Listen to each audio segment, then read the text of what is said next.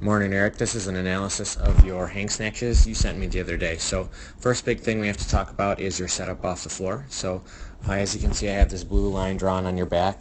Really want to work to straighten your back out much more than it is currently in this video. I know you're just pulling the barbell off the floor to set up for a hang snatch, but anytime you pick up a barbell to set up for a snatch, it should be the same. So got to work to build tension and straighten that out. I always think about a proud chest like how I imagine people have to stand in the military. So if you set up really well that way, it will stop your shoulders. Like your shoulders are a bit droopy right now, and that'll carry over to your hang snatch and likely make you miss forward because the barbell will swing away from you. So that's the first big notice. Pull off the floor how you want to do the rest of the lift. We'll get down here next into your hang position.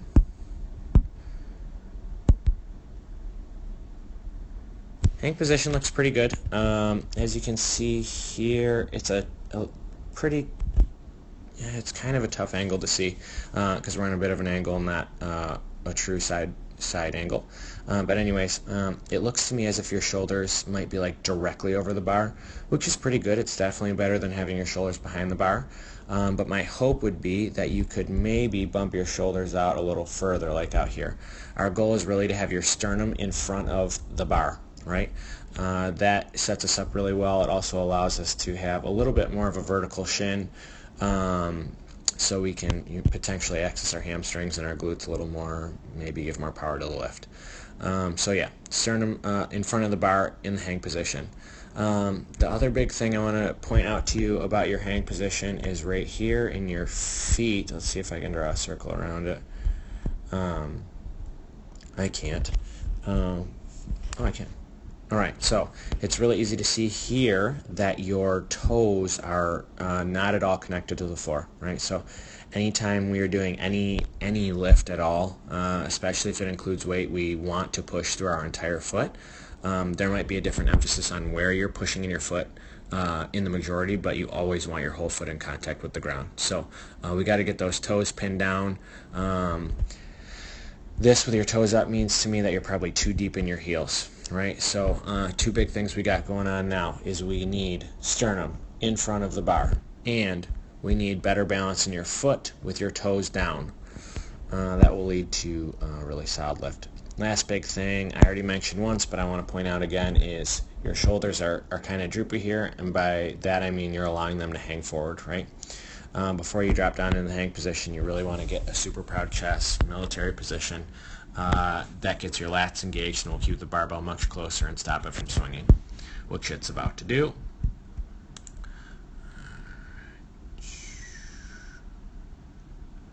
Okay, so let's really quickly draw a line from where the barbell starts.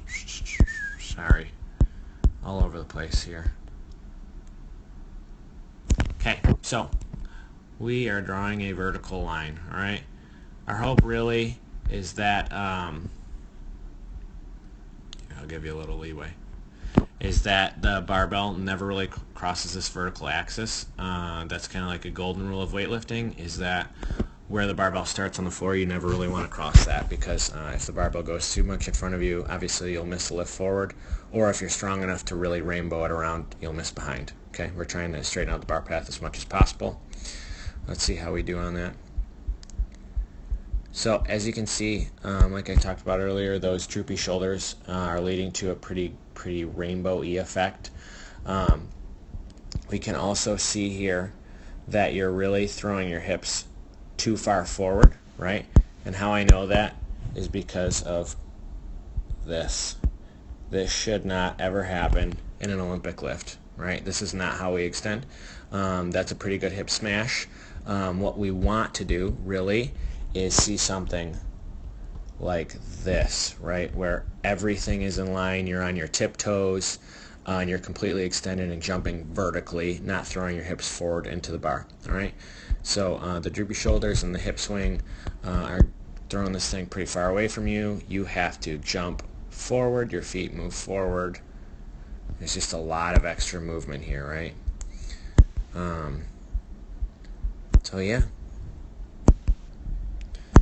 this jump forward with your feet and the barbell getting swung in a rainbow makes this bottom position super challenging, right? Because you have more than enough power and you've thrown the barbell kind of like really far behind your head, but you also jump forward because of those hips. So this is probably the most lines I've ever put on a video, and maybe the most confusing way I've ever said this, but I hope it's making sense.